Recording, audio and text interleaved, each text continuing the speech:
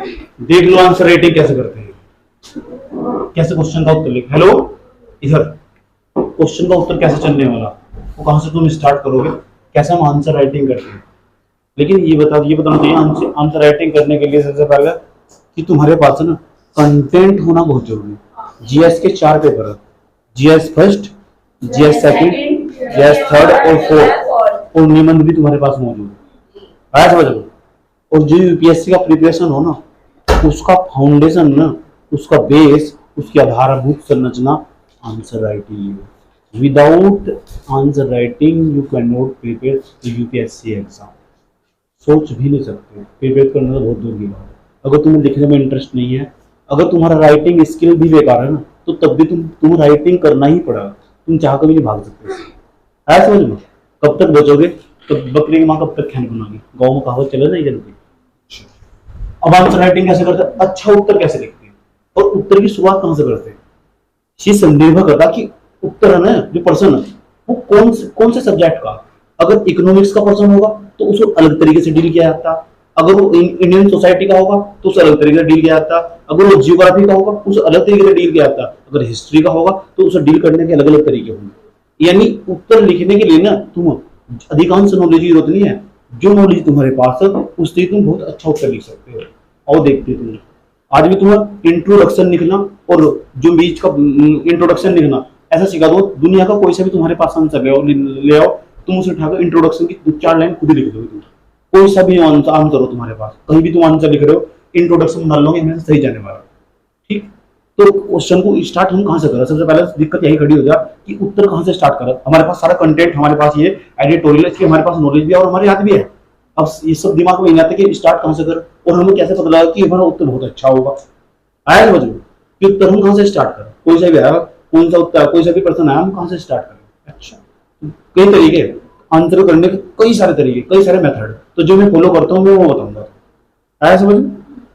चलो, तो सबसे पहले क्या करते हैं, हम सीखेंगे कि आंसर राइटिंग कैसे करनी।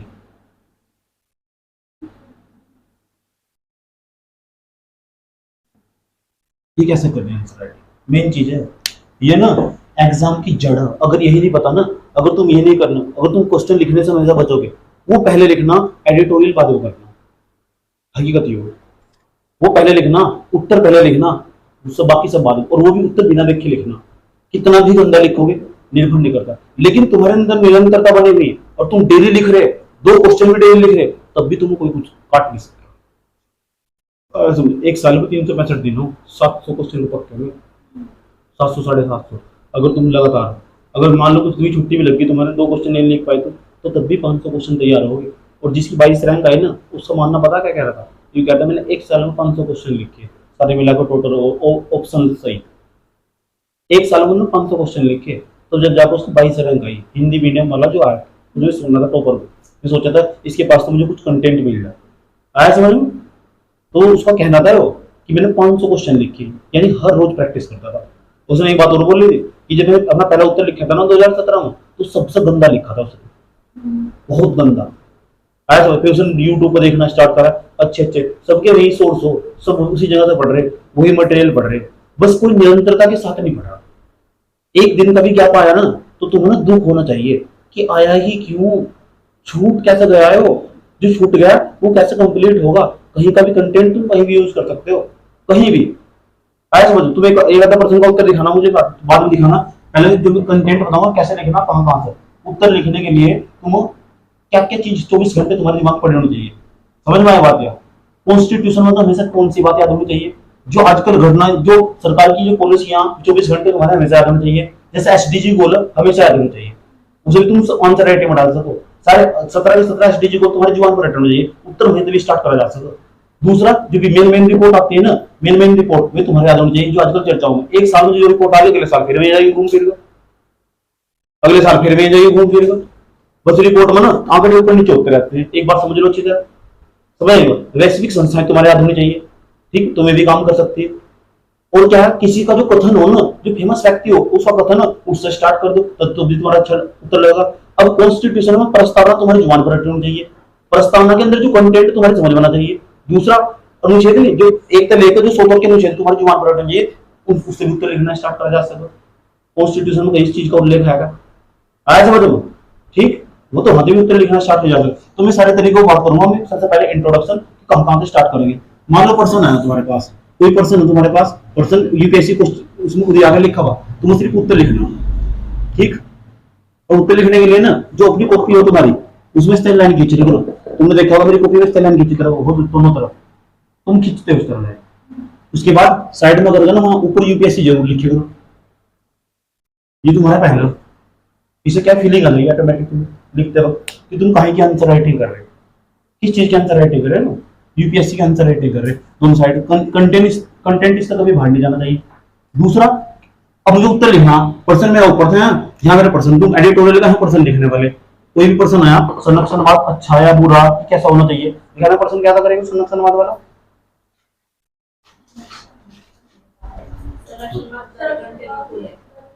ये पर्सन था, अच्छा क्या संरक्षणवाद उदारीकरण के अनुकूल है। इसमें आया पर्सन, देखो ये पर्सन एक कि क्या संरक्षणवाद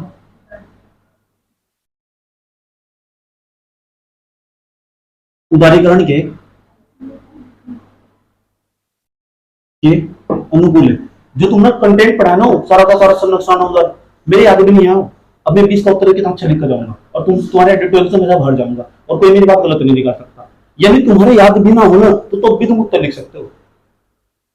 कैसे लिख सकते हो? जो तुमने आज तक ज्ञान इकट्ठा करा होगा वो देखो, उसे लिखने वही तो सीखना, वही तो कलाकारी सीखी थी, वही तो आंसर राइटिंग।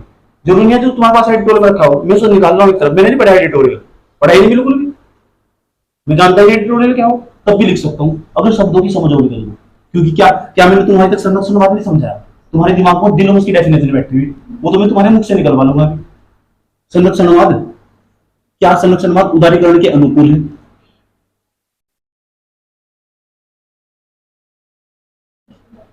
ये पूछ रहा क्वेश्चन, ये तो पूछ रहा, तो क्या पूछा संरक्षणवाद, फिर क्या पूछ रहा उदारीकरण।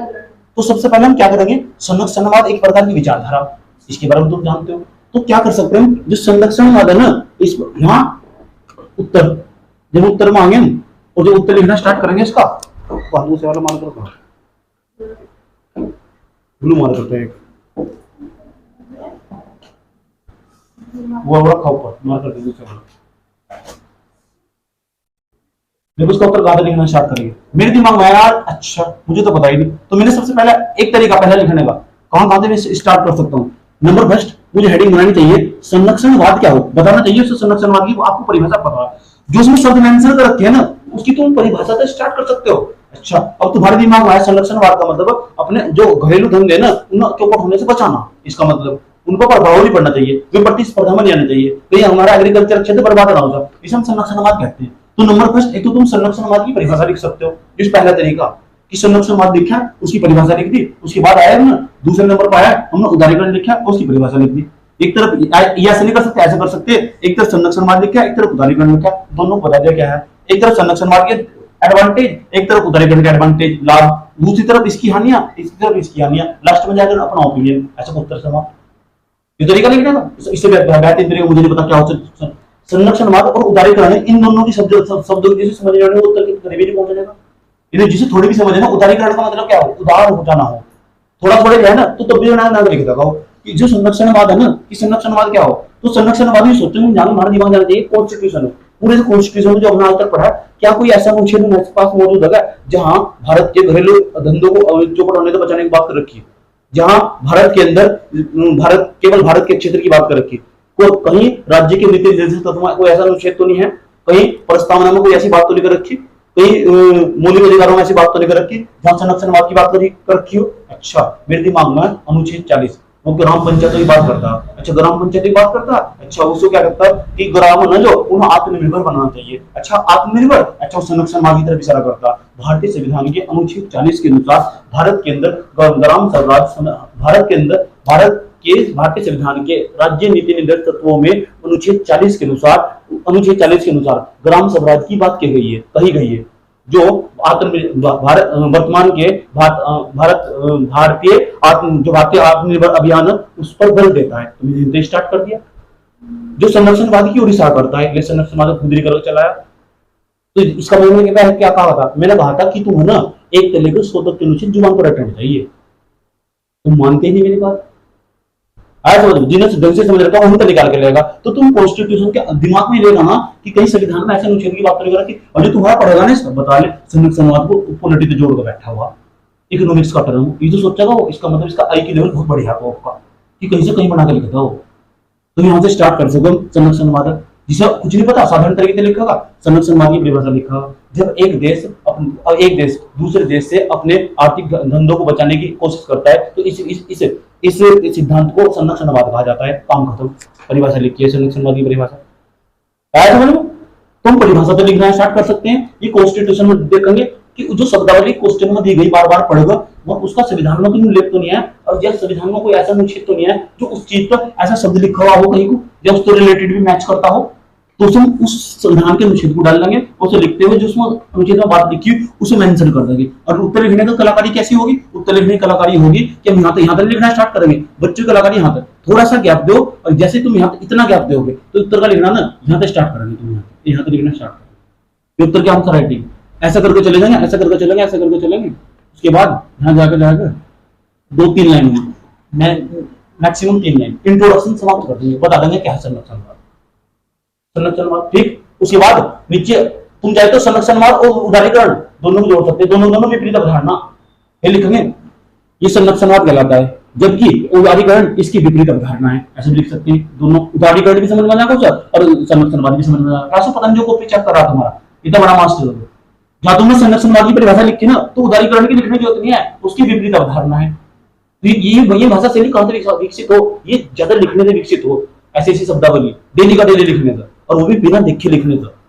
अब फिर दूसरा ना, अब उसको जो टीचर उसको चेक कराने एक बार चेक करो, बताओ मुझे, अब पूरा क्वेश्चन पढ़ो मेरा, उत्तर पढ़ो मेरा, मुझे नहीं पता, बताओ मुझे कहाँ कमी, क्या मैं इसमें कहाँ रिफॉर्म कर सकती हूँ। वो पहला दोनों क्वेश्चन तुम्हें मुझे पढ़ाने चाहिए और देखना चाहिए क्या, और अपने दोस्तों आपस में पढ़ाने चाहिए और एक दूसरे क्वेश्चन पढ़कर देखना चाहिए। तुम्हें उससे ज्यादा माइंड डेवलप होगा। फिर तुम्हें लगेगा ओहो इसकी जगह मैं लाइन डाल सकती थी और लाइन डाल दी है। ठीक, एक दूसरे क्वेश्चन दिखे पढ़ एक दूसरे भेजो जाकर, तो क्या करना तुम कि ग्रुप में सारे के सारे क्वेश्चन भेजा करो एक तरीका। तो पता लगे इंट्रोडक्शन कहां से स्टार्ट करना। इंट्रोडक्शन स्टार्ट करने के लिए जो शब्दावली जो रखी है ना क्वेश्चन में, सबसे पहले उसे पकड़ के उसकी परिभाषा से स्टार्ट करा जा सके। दूसरा, उस देखेंगे उस शब्द का कहीं संविधान में उल्लेख तो नहीं है, उसके लगभग 3 लाइन लिखी जा सके। तीसरा देखेंगे कई प्रस्तावना में उसका उल्लेख तो है, प्रस्तावना के बारे में भारतीय संविधान में संरक्षणवाद की बात कही गई है। अगर होता तो लिखना देते, लेकिन बात नहीं कर रखी तो लिखने का मतलब क्या बैठेगा। न्याय की बात कर रखी, यहाँ सामाजिक न्याय का क्वेश्चन आया था, राजनीतिक न्याय आया था, आर्थिक न्याय आया था, तो सामाजिक आर्थिक राजनीतिक न्याय की बात प्रस्तावना में रखी, तो प्रस्तावना नहीं उठाता, मैं इसे उठा ऐसा बोलो। ठीक, तो ये कलाकारी सीखनी कि कहां तक किस तरह कनेक्ट करना। अगर तुमने धीरे धीरे करके ना आज अपने क्वेश्चन में तुमने 4 लाइन निकाल ली थी, तो कल को सोचना कि मैं 5 लाइन निकाल कर लेकर आऊंगी, परसों सोचेंगे आज 6 लाइन में खुद अपने तक ऐड करने वाली, चाहे कुछ भी हो जा अपने तरीके से। एक भी क्वेश्चन नहीं दे, एक भी लाइन नहीं दे, चाहे लिखते वक्त आधा घंटा लगे जा, एक दिन तुम बहुत अच्छा लिखोगे फिर जबरदस्त। ठीक, चलिए पता लगा कैसे कैसे करना, कनेक्ट करना। कम शब्दों में अच्छी बात, ज्यादा बात लिखनी, शब्द कम, पर नॉलेज ही कमी होती बच्चे के पास, बहुत पढ़ रखा था ना समझना। उसको किस तरह अरेंजमेंट करना ना, तुम्हारे पास ना टैलेंट की कमी है, मैनेजमेंट की कमी, उसमें हम हमेशा विफल रहे मतलब तुम। ठीक,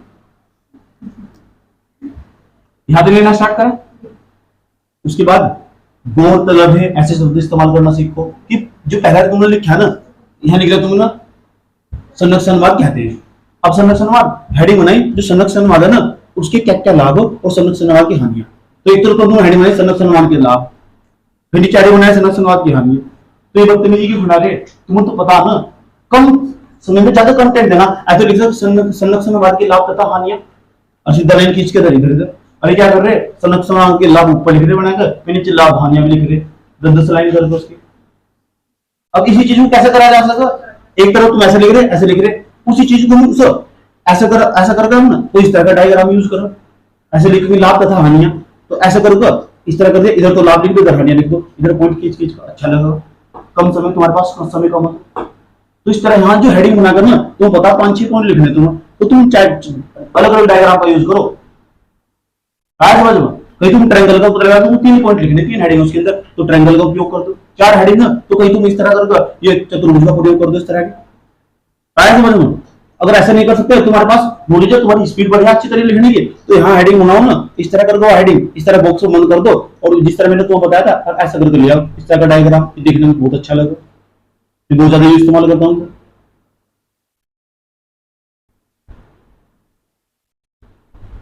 आया समझ में? इस तरह करके समझाया वहां से कि ये समस्या इसके अंदर, ये इसके लाभ, ये इसकी हानियां, इस तरह करके उसके बाद ये एक पॉइंट कर दिया, पहले का ए पॉइंट होगा, पहले का ए पॉइंट, पहले का बी पॉइंट हुआ, पहले का सी डी पॉइंट, इस तरह डालते चले जाओ अच्छे अच्छे तरीके से। ब्लैक पेन, सिर्फ ब्लू पेन यूज करना सीखो। ये दो नोट जो है ना तुम यहाँ पे यूज कर रहे हैं, वहां तो जिंदगी में मौका भी नहीं मिलने का यूज करते हैं। आया समझ में? इसके सिर्फ ब्लैक पेन और ब्लू पेन यूज कर पाओगे, टाइम नहीं मिलने का। जैसे अगर डालो ब्लैक पेन और ब्लू पेन की क्यों, समझ में आई बात? ये डॉट्स वॉट लिखना बंद करो, समझ में आई बात? ओनली ब्लैक पेन और ब्लू पेन बस। उसके बाद इससे बढ़िया चीज तुम वहां टाइम कंज्यूम कर रहे हो इसको, इस तरह से रिवीजन करने में लगाओ, याद करने में। इससे ज्यादा तुम टाइम कंज्यूम कर रहे हो इसको, इस तरह से याद करने में लगाओ ना। दो ही पेन इस्तेमाल करो, एक ब्लैक एक ब्लू का बस, उससे तो मौका नहीं मिल रहा है कभी। जो लिख रहा है ना तुम कि मैंने 10 मिनट में लिखा, 15 मिनट में मैंने लिख कर इसको बताओ, जहां बैठ के करो। किसी ने भी तो क्वेश्चन करो घर बैठ के 20-25 मिनट तो नीचे लिखा होगा, 20 मिनट को ऊपर गया क्वेश्चन को उत्तर। आया समझ में? वो जो है वो हालत जब तुम्हारी, जो तुम लोग पहले 10 बार घर बैठ कर रट्टा मारा उसको जब लिखोगे, क्यों? क्योंकि कॉपी बंद करने के बाद ना तुम्हारा दिमाग नहीं काम करता, तुमने कभी चिंतन नहीं करा टॉपिक पर, तो प्रोसेस डेवलप नहीं हुआ। सब्जेक्ट के लिए थोड़ा प्रोसेस जरूरी, और उसके लिए तो पढ़ना पड़ा ना, डेली पढ़ना पड़ा, कंटिन्यू पढ़ना पड़ेगा। एक शब्द बोल लोगे उसका पिक्चर सारे अनुच्छेद याद आ जाएंगे, उससे रिलेटेड कौन सा अनुच्छेद है, या कॉन्स्टिट्यूशन में मैंने कर रखी तो कहां था कंटेंट का। तो इंट्रोडक्शन लिखने का तरीका पता लग गया। नंबर फर्स्ट कॉन्स्टिट्यूशन के अंदर झांकना, नंबर 2 कॉन्स्टिट्यूशन में प्रस्तावना के अंदर झांकना। आज समझ में? किसी अनुच्छेद का नाम लिखकर ये अनुच्छेद 75 में इससे संबंधित है, उसकी परिभाषा वहां से लिखना स्टार्ट किया जा सकता है, एक तरीका होगा। दूसरा, जो शब्द लिखा हुआ है उसकी परिभाषा से स्टार्ट किया जा सकता है। तीसरा, तुम्हारे पास चेक करो कहीं इस तरह संरक्षणवाद हुआ, कोई जो शब्द उससे संबंधित कोई रिपोर्ट तो नहीं है, और ताजी कोई रिपोर्ट आई हो, या पिछले साल की रिपोर्ट हो, या इस साल की लेटेस्ट कोई रिपोर्ट हो, उस रिपोर्ट में जो स्थान दे रखा है और जो समस्या बताई उससे स्टार्ट करा जा सके, या तुम्हारे पास कोई फैक्ट है आंकड़ा उससे स्टार्ट करा जा सके।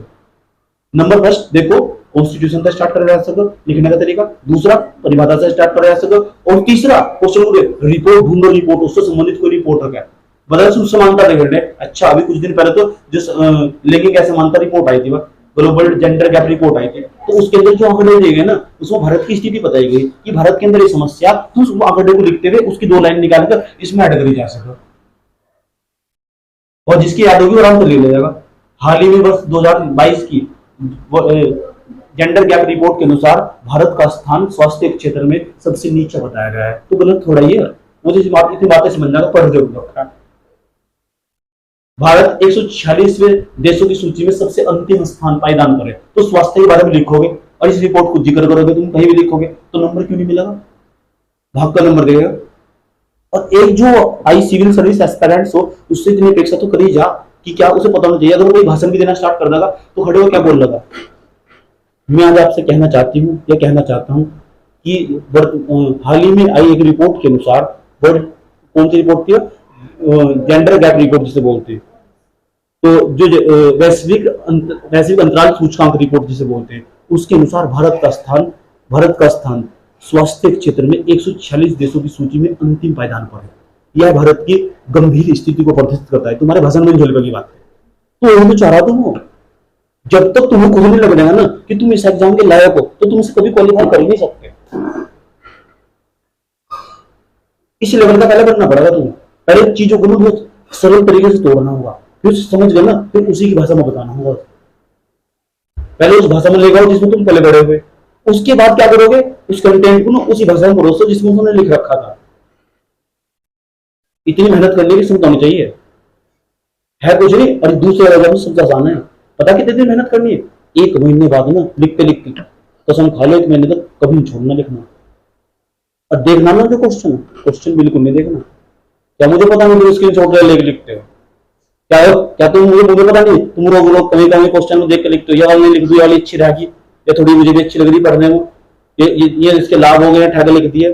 जब तुम उड़ा बने, अब कॉपी बंद, अब बता, अपने दिमाग का अब टेस्ट होगा। अब देख तू क्या लिखती है। अब आगा मुझे, अब करो सब बंद। अब बता तू कितनी बलवान थी। अब देख क्या लिखेगा, पता लगा तेरी औकात क्या है। लिखे है तो कभी 10 क्वेश्चन बैठ, 5 क्वेश्चन लिख दे। लिखे जिस दिन 5 क्वेश्चन लिख देंगे ना बैठ कर अलग से करंट अफेयर के बैग उठाएगा, उस दिन बताना मुझे। अरे एक दिन नहीं, पूरे 10 दिन का जिस दिन लिख दिए, एप्टीट्यूड ना चरम पर पहुंच जाएगा। उस दिन लगाना स्टार्ट होता है। बिना देख के लिखने कह रहा हूं, तो कितना भी गंदा लिख रहे लेकिन लिखो बिना देखे। इतना तुम्हारे अंदर समझ डेवलप हो चुके हो। आया समझ में? एग्जाम हो ऐसा वैसा एग्जाम नहीं है। अगर सब कर लेते ना तो घर घर में आइए सोचते हैं, घर घर मदद। तो इसे पता क्या चाहिए? बलिदान चाहिए, निरंतरता चाहिए। इंट्रोडक्शन लिखना है आगे, ऐसे लिखे जाए इंट्रोडक्शन। बेझिझकों को, मनपसंद, दिल खोल कर, मन मस्तिष्क खोल कर, लेकिन बिना देखे, चाहे कुछ हो जाए। संरक्षणवादी परिभाषा नहीं बता ना, लेकिन उसका अर्थ पता, अपनी भाषा में पता। तो परिभाषा नहीं याद करने की, अपने बैठे बैठे पहले दिमाग में सेट करो। एक्चुअली संरक्षणवाद की ये परिभाषा लिखो, मेरे हिसाब से ये भी चाहिए क्यों नहीं वाले लिख देते, पहले अपने दिमाग में सेट करे फिर लिख दी। और धीरे धीरे करके तुमने प्रैक्टिस कर रखी है। अब अगली बार तुमको संरक्षण वाली परिभाषा लिखनी पड़ेगी, तो फिर दिमाग को इतना रिवीजन नहीं करना पड़ेगा। फिर तीसरी बार तुम लिखोगे फिर तो रिवीजन करना नहीं पड़ेगा। जब तुम्हें 4 बार बताऊं, जब तुम्हें 4 बार, ये हो 4 बार का नतीजा। इसका मतलब सारा खेल रिवीजन का। जब तो कह रहा है सारा सिलेबस ना, जो टोटल सिलेबस तुमने पढ़ रखा है उसे याद करने को बल दियो। जो कॉन्स्टिट्यूशन तुमने पढ़ा ना, बड़ा काम का ऐसे नहीं स्टार्ट करा सकते। तो पहला तरीका कॉन्स्टिट्यूशन से स्टार्ट कर जा सकते। इंट्रोडक्शन 3 से 4 लाइन का इंट्रोडक्शन हो। इतने बड़े बड़े इंट्रोडक्शन लिख रखे हैं पैराग्राफ में, इस तरह कथा कहानियां से लिख रखी पूरी की पूरी। इस तरह यहाँ तक गैप देके चलेगा, यहाँ तो उत्तर स्टार्ट होगा ऐसे चलेगा और यहाँ खत्म हो जाएगा। 1 2 और 3 से 4 लाइन हो जाए, 4 5 लाइन तो फालतू नहीं हो। मैं तुम्हें कॉपी चेक करवाने लगा, क्या तुम इतना बड़ा पैराग्राफ पढ़ोगे? किसी की हिम्मत ही नहीं है। मैं तुम्हें मास्टर बनाऊं और तुम इतना बड़ा पैराग्राफ पढ़ लोगे? जो तुम्हें पढ़ते वाले का सारा सुनिए, आगे अलग पढ़ते हो उसे यहाँ अलग पढ़ते हुए। नमस्ते, बताओ। जब तुम खुद नहीं, जब अपने आप अपना पढ़ कर देखो ना दिया। और वो तो वैसे ही बर्थ व्यक्ति कॉपी चेक करता हुआ प्रोफेसर हो, वो देखते पहचान लगा, शुरू की लाइन देख के पहचान लगा क्या हालत है इसकी। मेरे सामने ले गया किसी लड़की देख के बता तुरंत क्या हालत है इसकी। 5 मिनट अब देख, 5 मिनट में उसका असेसमेंट कर दूं, कहां तक जा सको, क्या इसके विचार है, क्या थिंकिंग है इसकी, क्या हो सकता उसका, नहीं हो सकता, कितनी लगन है इसके अंदर। आज समझ लो। तो 3-4 लाइन का इंट्रोडक्शन होगा बस। उसके बाद में जोड़ते हुए ना सर, एक लाइन ऐसी रखो, इस तरह जोड़ना कि जोड़ते हुए इसे यहाँ दिखाई दे। लेकिन फिर भी भारत के फिर भी संरक्षणवाद के समक्ष तमाम प्रकार की चुनौतियां मौजूद है। अब यहाँ चुनौतियां हड़ी मंगाई, अब पता लग रहा है, तो परिभाषा लिख दी, पहले इंटरलिंकिंग नहीं हुआ। भाषा प्रभावशील होनी चाहिए। यहाँ तो परिभाषा लिख कर बैठ गए, या लाइन इसके बाद ये लिखेंगे, उसे कैसे पता? जोड़ता हुआ चलना, प्रभावशील भाषा का प्रयोग करना। संरक्षणवाद कहते हैं, लेकिन संरक्षणवाद के समक्ष निम्नलिखित प्रकार की चुनौतियां, कुछ चुनौतियां तथा कुछ लाभ भी मौजूद है। ऐसे अगर तो लाभ भी बताएंगे, चुनौतियां बताएंगे। एक लाइन में तुम्हारा पूरा पैरा इंटरलिंकिंग कर दिया, नीचे का इंटरलिंकिंग तो जोड़ दिया उसको। अब पता लग रहा है उसमें लिख क्या रहे हैं। समझ में आया? इसके उत्तर मिल रहा था। अब जोड़ोगे, जो हमारे बताई जा रही है ना, इसको तुम पक्का फॉलो करोगे 100%। अब बैठे बैठे तुम्हारे दिमाग, अब तुम क्वेश्चन का उत्तर देखोगे ना, ऊपर तो पढ़ोगे सर, तो तुम्हारा दिमाग अब जाकर कॉन्स्टिट्यूशन पहुंच जाएगा पहले। अब फिर जाकर प्रस्तावना में फिर घूम फिर आगा कहीं ऐसा शब्द आ गया, ये तो करना। ये तो ये 10 दिन समझा दूंगा इस तरह तुम, 10 दिन के बाद तुम्हारे दिमाग में क्वेश्चन का टर्न निकल भाग जाएगा परमानेंट के लिए। और 10 दिन करवा दो आंसर राइटिंग, 10 क्वेश्चन होगी। तो इतने बड़ा भाई तो नहीं आया, मैंने पढ़ाई कहां, तुम आंसर राइटिंग का नहीं सिखाई गई। तो जिस दिन निबंध वगैरह पढ़ ले, निबंध भी पढ़ लो, जिस दिन सारे सब्जेक्ट पढ़ लो, अपने आप पर तो कुछ भी नहीं है। लिख दिया यहां तक? ऐसा करना। अभी तो ये बताया मैंने तुम, फिर दूसरा बताया मैंने, 3-4 तरीके बता दिए। रिपोर्ट से स्टार्ट करे जा सको। जो शब्द वहां क्वेश्चन में आया ना, अपना दिमाग बैक में लेके जाओ। क्या सर ने कोई ऐसी रिपोर्ट बताई थी क्या? भाई जी जो क्लास में डिस्कस करते हैं, ऐसी कोई रिपोर्ट तो नहीं है क्या? उस रिपोर्ट में जो आंकड़े दिए गए और जो चिंताजनक आंकड़े, गंभीर आंकड़े, उन आंकड़ों से बात स्टार्ट की जा सकती है। चाहे तो रिपोर्ट का या कोई आंकड़ा तुम्हारे पास मौजूद हो, या नीति आयोग का डॉक्यूमेंट हो, 1 साल का जारी हो, आया समझ, उससे जारी की जा सकती है। या मंत्रालय ने कुछ कहा हो हाल ही में, या प्रधानमंत्री नरेंद्र मोदी ने कोई स्टेटमेंट दिया हो, उसके उसके स्टेटमेंट जारी करा जा सका। या उनका नहीं रखा ना, तो किसी का फिलोसॉफी ऑप्शनल हो ना, तो बहुत सारे थिंकर पढ़ने को मिला। किसी ने एथिक्स पढ़ रखा हो तो बहुत सारे थिंकर पढ़ने को मिला। इसलिए तो एक दो थिंकर को डेली पढ़ते रहना चाहिए। स्वामी विवेकानंद, महात्मा गांधी, अंबेडकर, इन्होंने किसी ना किसी क्षेत्र में उसके बारे में जरूर कुछ ना कुछ कहा। और जो कहा ना, अंबेडकर के अनुसार सामाजिक न्याय को सुव्यवस्थित तरीके से परिभाषित किया गया है। इसके अंतर्गत यह बताया गया है, सोचो तो बता ले क्वेश्चन क्या था। और इसके दिमाग में कितनी जल्दी अंबेडकर का कथन याद आ गया, कितना अच्छा रिविजन कर रखा है। कबीर सिंह की बात बता रहे, कबीर दास का दोहा है, कबीर दास का दोहा है, आ नहीं सकता दोहा आ जाओ। कोई सुंदर सी शायरी पंक्ति हो, गूगल करके कोई शायरी पंक्ति निकाल दो, उससे रिलेटेड हो, जो पढ़ते हुए तुरंत उसके दिल पर लगती हो। अब बताओ, अब मैं उत्तर करा कैसे? जब मैंने निबंध लिखा था ना, मेरा सबसे ज्यादा अच्छा नंबर आता था निबंध लिखते हो। क्यों? क्योंकि मैं अपनी बात ना हमेशा अलंकार का प्रयोग करते हुए शायरी में बताता था, तो मेरी मैडम खुश हो जाया करती थी और सबसे ज्यादा नंबर दिया करती थी। मुझे ये कहां से स्टार्ट करते हो? मैंने कभी शेरो शायरी करने का तो मुझे पहले से ही शौक है। मेरा नाम है सोनू और मैं रातों की नींद छीनू। ऐसा ठीक छुट्टी होते ही मैडम को पता क्या बोलता था? अच्छा मैडम चलो मैं चलता हूँ, नींदों में या ख्वाबों में मिलता हूँ।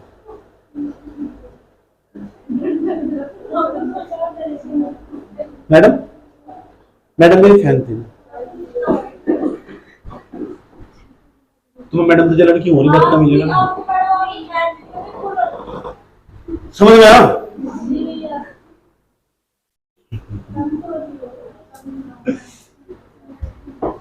मेरा इस काम में नहीं लग रहा है मन। अगर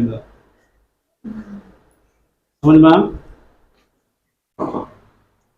तो पता लग गया। तो ये तो पहला लिखा हुआ तुमने, इस पैरे को यहाँ एक लाइन लास्ट में लिखते हुए इसे इंटरलिंक करना, उसे ऐसा लगना चाहिए इस लाइन के बाद ये ऑटोमेटिक कनेक्ट हो चुका। प्रभावशील भाषा का प्रयोग। अच्छा अब ये कैसे पता लगी प्रभावशील भाषा? इसलिए गूगल पे जाइए, गूगल पे नहीं उस पर जाओ, यूट्यूब पर जो टॉपर्स बच्चे ना उनकी पॉलिटी की कॉपी देखो, उनकी इकोनॉमिक्स के उत्तरों की कॉपी देखो और उसे पढ़ो। देखने क्या क्या लिख रखा है, चार्ट किस तरह बना रखा है, उसका एक उत्तर पढ़ दे क्या क्या लिख रखा है उसने। जो टॉपर था या थी लड़की हिंदी मीडियम की, उसको देखो कैसे लाइन कर दे इंटरव्यू की रखी, क्यों देख के जा रहा था पढ़ा है इसको उत्तर डायग्राम देख उसके बैठे, ये भारत का मैप बना रखा है, ये नक्शा बना रखा है, उत्तर पढ़ाया उसका। उसको पढ़ते डर लगा कि कहीं मेरे को होना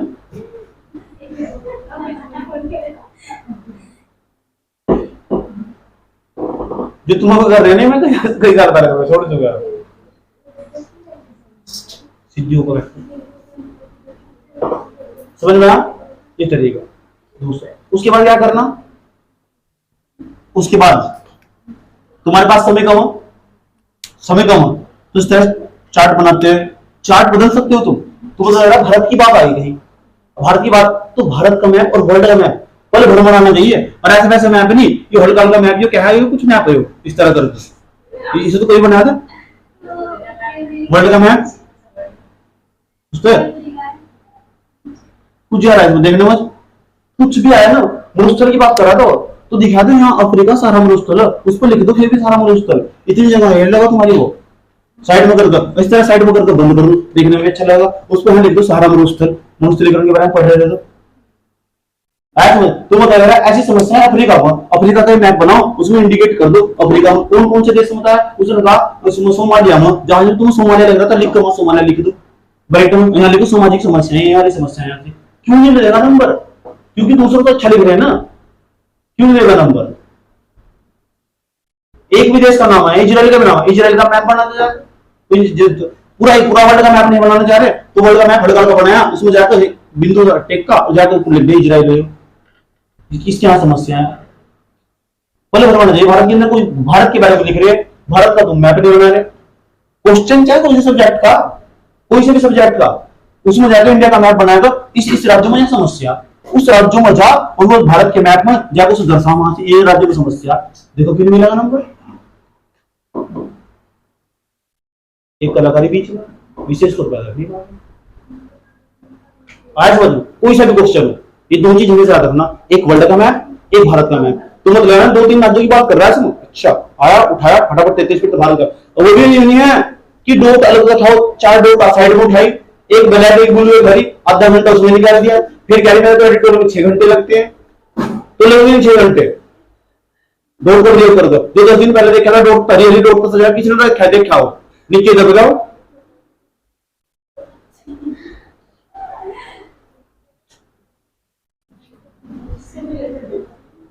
पता लग गया। और कैसा और क्या करना, ये बॉडी पार्ट की बता रहे हो, बॉडी पार्ट में हमेशा मैप डालेंगे, तो इंट्रोडक्शन हो, ये बॉडी पार्ट हो, समझ ये बात क्या। तो इंसान ना नंबर फर्स्ट एक तो फेस तक पहचाने जा, दूसरा बॉडी तक पहचाना जा, यही क्वेश्चन उत्तर की बात हो।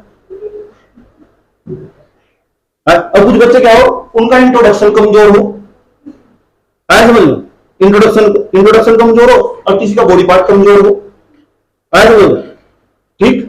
फिर जो पहचाने जा बेस, तुझे बेस को फाउंडेशन से बोल लो पैर जी गोड्डों में दम हो, उसे पहचाने जा, आया समझ लो ये गोड्डे तो नीचे जिसका निष्कर्ष बोल रहा देखते बजा। दो चीज जरूर पढ़ो, जब एग्जामिनर होगा दो चीज जरूर पढ़ेगा, number first introduction, number last में कॉन्क्लूजन जिसे बोलो निष्कर्ष, आगे की रहा वे फॉरवर्ड, अलग अलग प्रकार के नाम है, उपाय ठीक। अपनी बात को इस तरह तुम्हें पेश करना अपनी बात को कि तुम सरकार को ऐसा लगना चाहिए कि तुम्हारे दिमाग में एक अलग प्रकार का विचार था, अलग प्रकार का विचार था, और तुम सरकार को सलाह देना चाहते हो, ऐसा करना चाहिए सरकार को। बीच बीच में तुम्हें बोल को बताता रहता हूँ ये आगे की रहा। इसके लिए तुम्हें एडिटोरियल में जो उपाय बहुत ध्यान से पढ़ने चाहिए, और ये बताना चाहिए ऐसा है तो क्यों। ये लाइन भी तुम्हारी समझ में नहीं आनी, क्योंकि एक लाइन में तुमने समझ ली ना, तुम्हें लंबे समय तक याद रहेगी, समझोगा काफी समय तक याद रहा, रटाओ तो जल्दी भूल जाओ, आया समझ ठीक। जैसे मैंने तुम्हें एक सेंटेंस दिया था, reason becomes be ready, be ready क्या मतलब है उसका, कारण ही उपाय है, कारण ही क्या है ठीक। अभी तुम्हारे दिमाग में पड़ा है, याद करा था, क्यों नहीं याद करा।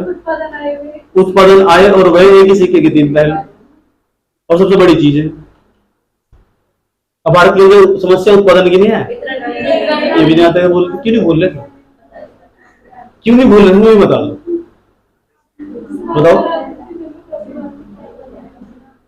फसल अच्छी हुई किसान मारा गया,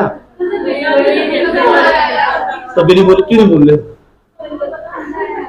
डिमांड और सप्लाई भूल जाओगे, भारत के अंदर डिमांड की समस्या की सप्लाई की, क्यों नहीं बोल रहे, क्यों नहीं बोल रहे। थॉट प्रोसेस डेवलप हुआ, इसलिए नहीं भूल पा रहे सर, इसमें थॉट प्रोसेस डेवलप हुआ इसलिए नहीं भूल पा रहे। पूंजीगत राजस्व भूल जाओगे, कौन कौन सा पूंजी, क्यों नहीं भूल रहे बताइए जरा, मैंने कहा याद कर लाइए।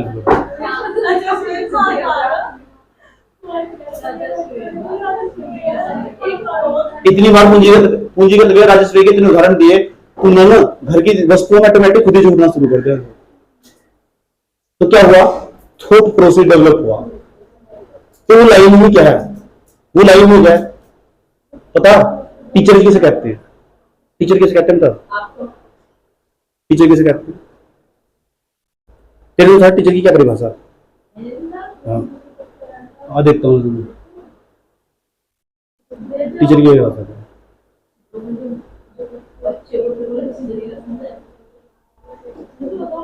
जब तुम टीचर की परिभाषा में बना सकते हो तो क्या बनाओगे, ये तो थॉट प्रोसेस हो, और आप टीचर की क्या परिभाषा हो, तेरे अनुसार टीचर किसे कहेंगे, कैसा होना चाहिए टीचर।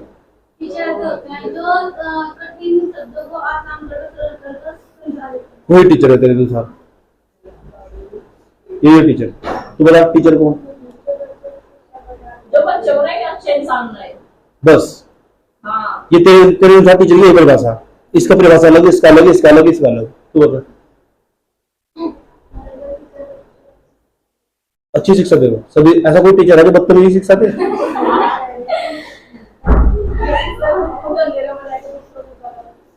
कहाँ पढ़ा गए हो, और बता मुझे ये कि टीचर क्या होगा, ये टीचर की होगा, एक टीचर का ट्रेनिंग इंपोर्टेंस, तेरे साथ टीचर की परिभाषा क्या,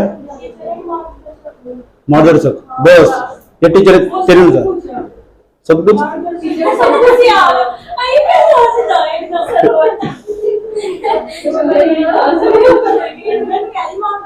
सब कुछ ही आ गया। बता क्या हो टीचर बता टीचर किसे कहते हैं right the comment of the teacher of that 50 words explain please teacher किसे कहते हैं गुरुजी किसे कहते हैं तो टीचर हो तो बता टीचर की क्या परिभाषा पापा भी तो टीचर है जो तुम्हारे पास ये मेरे तो गुरु मैं टीचर हमारा मार्गदर्शक हो गया और दूसरे मैं तो मैं एक ही हुआ और जो बोले कि सब कुछ भी सीखने को मिल रहा अच्छी बात तो बता सर हम कुछ भी सीखने को मिल रहा टीचर बोलते हैं हमसे बोल मतलब एक टीचर से ना हमारे अंदर का जो डर होता है वो अगर जहाँ पे खत्म हो जाता है वो एक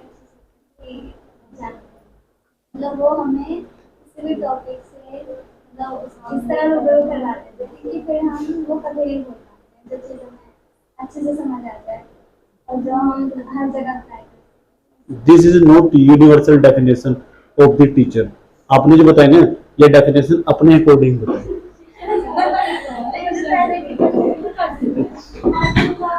यूनिवर्सल डेफिनेशन शिक्षा उस मोमेंट के समान है। मेरे अनुसार ना टीचर उसे नहीं कहते जो दिल बहलाता हो दिल जीतने वाले को टीचर कहते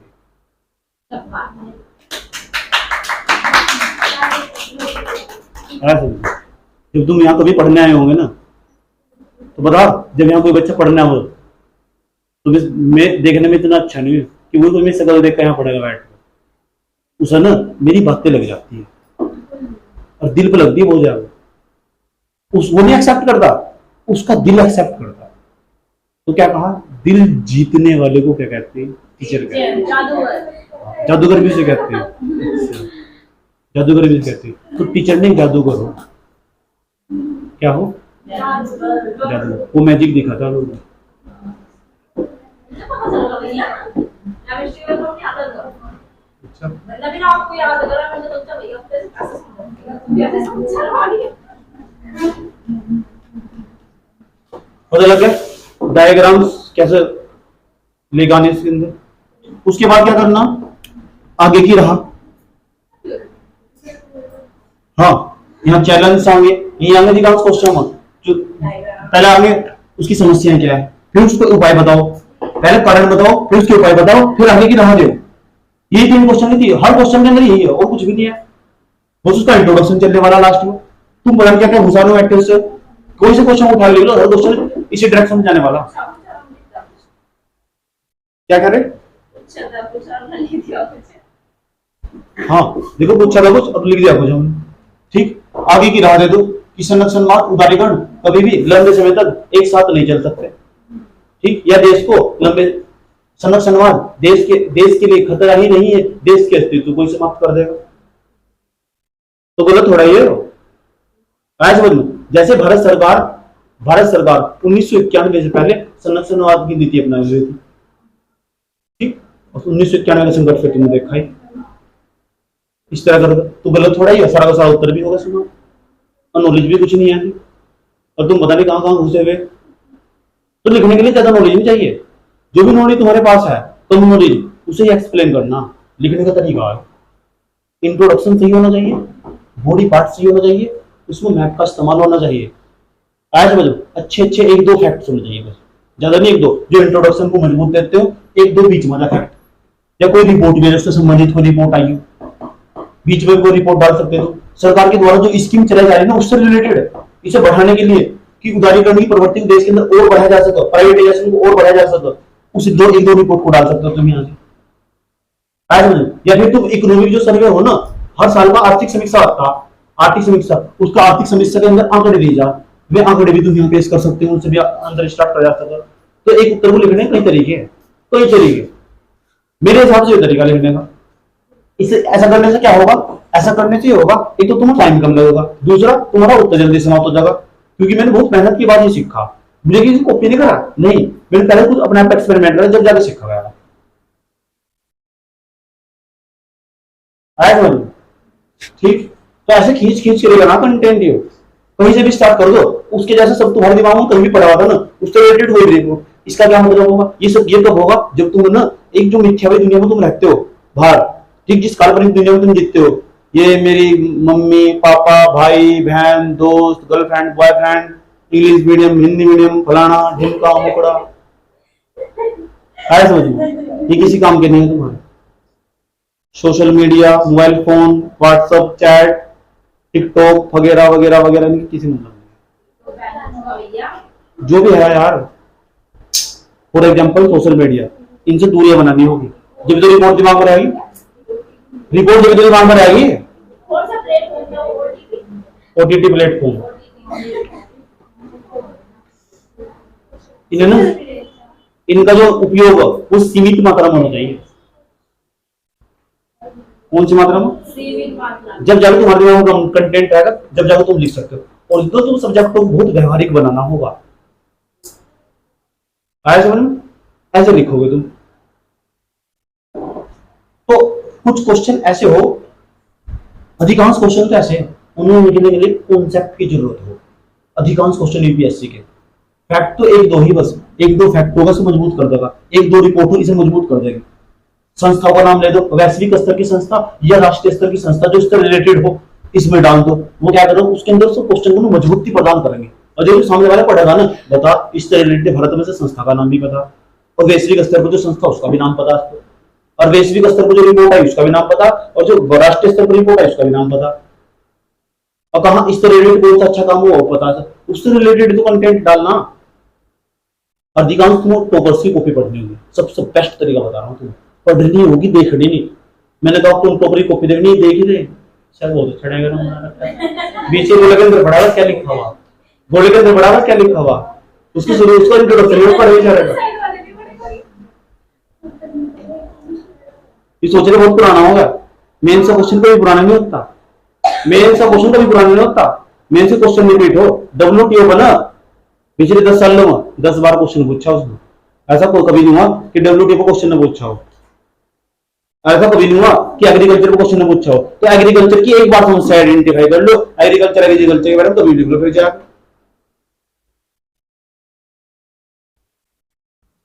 गरीबी पर हर साल क्वेश्चन पूछेगा, ये गरीबी बेरोजगारी पर हर साल का क्वेश्चन है। तो गरीबी संबंधी जो रिपोर्ट है एक बार याद कर लो, बार बार वही लिखो जाओ, क्वेश्चन में जाएगा बैठकर। आया समझ में? और है ही क्या समझ, भूखमरी संबंधी क्वेश्चन बार बार पूछ रहा, तो खाद्य प्रसंस्करण वैश्विक जो हमारी खाद्य श्रृंखला वो कहीं बाधित न हो जाए, रूस के और उसके यूक्रेन के युद्ध के कारण, तो उसको बार बार क्वेश्चन पूछ रहा, तो उसको एक बार पढ़ लेना, वैश्विक खाद्य श्रृंखला कैसे बाधित होगी, कैसे नहीं बाधित हो सकती, एक बार पढ़ लो उसे, अगले साल भी पूछा उसको अगले साल पूछेगा, रिपोर्ट थोड़ा बदल जाएगी, संस्था भी वाइट आएगी पूरी, जो भी तो यूएन में थोड़ा बदल रहा है, उसका नाम बदल कर दिया, उसकी सारे नाम संस्था बदल देंगे। यूज करना आना चाहिए, कलाकारी है तो ये तो कलाकारी हो, ठीक। खेल दिखाने वाले को पता क्या कहते हैं? ये तो कमी तुम्हारे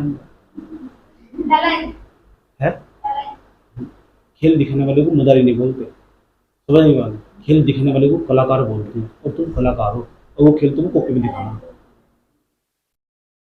आया समझ में? ठीक। ताले की जगह वहां नंबर मिलते हैं, वहां ताले नहीं मिलते, नंबर मिलते हैं, नंबर।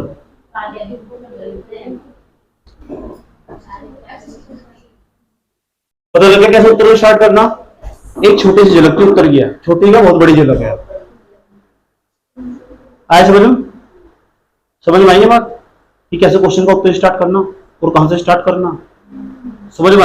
लिखते हुए कभी नहीं घबराना, लेकिन लिखने की कलाकारी देखना नहीं, टॉपिक पर ना पहले जबरदस्त मेहनत कर लेनी, इतनी मेहनत कर लेनी देखना ही ना पड़ा, बैठे बैठे पहले जो मांगा एडिटोरियल पढ़ते पढ़ते उसका मॉडल क्वेश्चन दिखाया था उसने, रोक कभी एक बार देख लो क्या क्या पूछा, अब फिर एडिटोरियल पर ध्यान लगाओ। वो कह रहे ना कि मॉडल क्वेश्चन आज एक, उस मॉडल क्वेश्चन को पहले पढ़ लो बहुत ध्यानपूर्वक, अब ये सोचो जब इसका उत्तर लिखे क्या लिखोगे।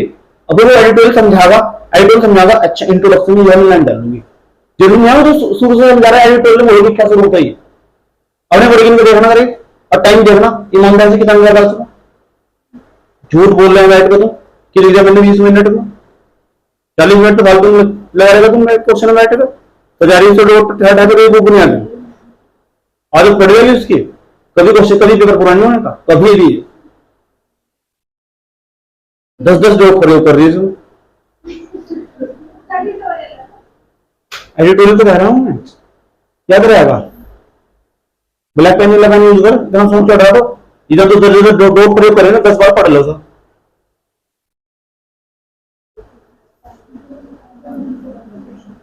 आज 10 बार पढ़ लो तो दो वाला डब्बा तो काफी मिल जाएगा। कोई क्वेश्चन आस्क मी एनीथिंग। एक क्वेश्चन ले रहा हूँ, तो क्वेश्चन पूछना हो, कुछ भी पूछना हो पढ़े से रिलेटेड पूछ लो जल्दी। संडे ना, कोई दिक्कत आ रही हो, समस्या हो, कुछ भी पूछ लो।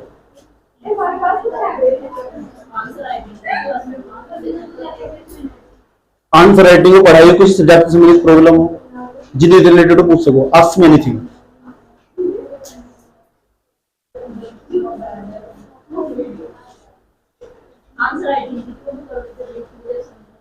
बस ask me anything, any question? Hello? No question? No problem? Ask me anything, any question?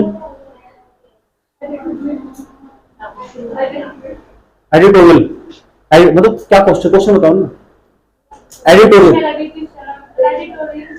Editorial कैसे देखें छह पूछना, उसके लिए संसाधन होने से बहुत जरूरी है। संसाधन का प्रयोग करो, वो तुम्हारी प्रॉब्लम मेरी प्रॉब्लम नहीं है, ऐसे ही सॉल्व कर सकता हूँ। आप बताओ कुछ क्वेश्चन, कुछ भी हो बताओ, कुछ भी प्रॉब्लम हो। Ask me anything, any question. Hello,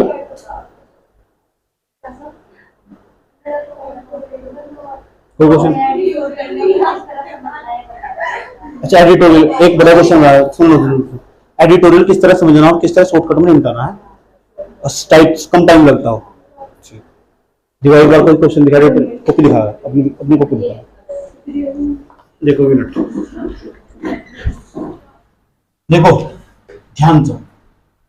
एक वैश्विक संस्था में अखबार पढ़ाते हैं, एक ही सोर्स को फॉलो करना, चाहे किसी को पढ़ना, लेकिन डेली। अगर छूट भी गया ना, इतनी लगन होनी चाहिए कि 2 दिन का छूट गया ना वो भी पूरा करना। WTO वर्ल्ड ट्रेड ऑर्गेनाइजेशन, तो बताया नाम इसका, छोटा छोटा लिखा विश्व व्यापार संगठन। इसे बता किस संस्था के बारे में मैंने पहले ही पढ़ रखा है, इसे मेरे देख कर भी काम चल जाएगा। तो विश्व व्यापार संगठन शॉर्ट में निपटाया, उसकी स्थापना लिखी 1 जनवरी 1995। इसका ऑब्जेक्टिव लिख लिया। उसके बाद एक कब संस्था थी, उसे पढ़ लिया, बस देख लिया मोटे जो पढ़ रखा है, जो समझ में आ रहा है ना, तो सुनो जितना हो सके अधिकांश सोर्स शब्दों पढ़ने की कोशिश करो। जहां तो बताया जो टॉपिक तुम्हारा पढ़ा हुआ वहां स्पीड तेज कर दो एडिटोरियल की। आया समझ लो, ये टॉपिक तुम्हारा पढ़ा हुआ वहां एडिटोरियल की स्पीड तेज कर दो। उसके बाद तुम्हें पता लग गया कि ये टॉपिक तुम्हारा पढ़कर समझ में आ चुका। इसका सब सिर्फ मैं क्वेश्चन लिखूंगी, इसको मुझे करने की कोई जरूरत है ही नहीं, क्योंकि इसका जो कंटेंट है उदारीकरण वाला, इसका सिर्फ क्वेश्चन लिखा, कंटेंट देख लिया, अब बंद कर दिया पूरा का पूरा, एक टॉपिक वही रोक दिया। अब तुम क्या करोगे, पूरा एडिटोरियल देखोगे, पहले से उतारोगे बैठ एक क्वेश्चन, एक टॉपिक कंप्लीट पूरा, उसका जो क्वेश्चन है मॉडल क्वेश्चन सबसे पहले से लिखकर बैठो। उससे क्या होगा, तुम्हारा रेस्ट मिल जाएगा, तुम कठिनाई नहीं पैदा होने की, तुम आलस नहीं आने का। तुम एक टॉपिक कंप्लीट करके उसका वही क्वेश्चन लिखो पूरा का पूरा। तुमको पता लगा टॉपिक तुम्हारी समझ में आ चुका, मॉडल क्वेश्चन देखा तुमने, अच्छा ये मॉडल क्वेश्चन है, इसे पता लग गया संस्था काम की हमारी है, इस मतलब प्रिया क्वेश्चन ये बन सकता या रिपोर्ट है या काम की हो। मेन चीज पता क्या हो, पिछले साल के क्वेश्चन, इसलिए कहा था मैंने तुम्हें कि क्वेश्चन पेपर देखो, वो यूं बता रहा क्वेश्चन पेपर तुम यह लाइन इंपॉर्टेंट है, इस तरह के क्वेश्चन आते हैं एडिटोरियल वो बना बता था, इसलिए कहा था तुम 10-10 क्वेश्चन डेली पढ़ना था। पढ़ाई तुमने आज में फिर ये क्वेश्चन पढ़ो 10-10 क्वेश्चन, मेरे से तो एडिटोरियल बताई रहा, फिर ये 10 क्वेश्चन डेली का डेली पढ़ो, तो तुम्हें पता लग जाता है क्या छोड़ना और क्या पढ़ना। देखो ये समस्या तुम्हारी ऑटोमेटिक खत्म हो जाएगी, मुझे कुछ पूछने की जरूरत नहीं पढ़ने की। प्रीवियस क्वेश्चन पेपर ले लो, आराम से पढ़ो, से बैठो 10-10 क्वेश्चन करो, ये बता तुम्हारी ये काम का नहीं है, ये संस्था तुम्हारे काम की। ये इंस्टीट्यूशन तुम्हारे काम का, तो कौन सा काम का कौन सा नहीं अपना काटते चले जाओगे। ये जो लिख रखा है पूरा का पूरा, देखिए ये लिख रखा है कार्य ये होगा, इसका मुख्यालय होगा, ये पूछे जाएगा या नहीं पूछे जाते, तो किसकी रिलेवेंसी है किसकी रिलेवेंसी नहीं है अपना पता लग जाओ तुम्हें। कौन सा प्रासंगिक कौन सा प्रासंगिक, 10-10 क्वेश्चन पीवाईसी क्वेश्चन, उससे कॉन्फिडेंस बहुत बिल्डअप हो। ठीक, इसने लोग कपड़े कम पहनो किताब ज्यादा खरीद लो। हाँ समझ लो। हाँ अरे मतलब हम इसमें कोई और कर दे, इसमें तो वो अलग है। फ्री मतलब वो कुछ अलग है, वो एक्चुअली बता ही दे रहे हैं कि दुनिया में अंदर लगा पता नहीं कि यो कितने दिन पढ़े, कितने दिन? मैं 3 सालों के लगातार पढ़ रहा अभी, अब मैंने पढ़ लिए 3 साल, एक बार में पढ़ने क्वेश्चन समझा रहा हूँ। जब 10th क्लास में पढ़ने बैठे थे क्वेश्चन कितनी बार पढ़वा रहा हूँ, क्वेश्चन भी अब मैंने अपनी सुरीले बारे में बताया पढ़े को। जब तुझे वहां क्वेश्चन एक बार ही समझ में आया तो यहाँ जाएगा, तो इतने बड़े एग्जाम तेरे करने जाए तो इतनी बड़ी अम्मा हो तुम। शब्दी तो कह रहा हूँ ना तुम, शब्दी तो वहां भी हो तुम। ये अवलंबन कौन होता है, उन्नयन कौन ऐसे बनता है, इसके तो बताने का तरीका मेरा आसान है, बताओ तो कैसे अपेक्षा करी जा सकती। लो जी और बताओ।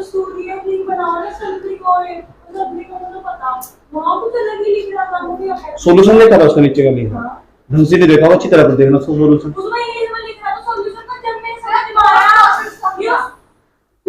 नहीं डेली क्वेश्चन देखना, बात नहीं भाई चुप हो जाओ, बात ना करो बिल्कुल। कोई प्रॉब्लम यहाँ तक? ये आंसर राइटिंग थी हमारी, ऐसा करनी होती है आंसर राइटिंग। और पूछना किसी को एनीथिंग बताओ। सारी रिपोर्ट जरूर नहीं, एडिटोरियल लगातार देख रहे थे नहीं देखिए, बीच में स्किप कर दिए थे ना, उसमें जो रिपोर्ट आपको चाहिए, अब आपको रिपोर्ट अच्छी लग रही, आपके पास जो भी रिपोर्ट आ रही है उन रिपोर्ट को कलेक्ट करके बार बार पढ़ने की कोशिश कीजिए और उनके आंकड़े याद रखिए। जैसे अभी कुछ दिन पहले कौन सी रिपोर्ट आई थी, वो क्या नाम था उसका, ग्लोबल जेंडर गैप रिपोर्ट, उसके अंदर जो आंकड़े दिए गए थे स्वास्थ्य से संबंधित, शिक्षा से संबंधित, उन आंकड़ों को आप याद रखिए। जब भी शिक्षा से संबंधित कोई कुछ आए उस रिपोर्ट को वहां पे मेंशन कर दीजिए, ऐसे ही लिखना होता है। समझ गई आप? और कोई सवाल?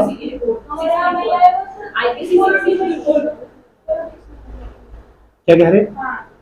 और कोई सवाल किसी को कुछ पूछना? उल्टी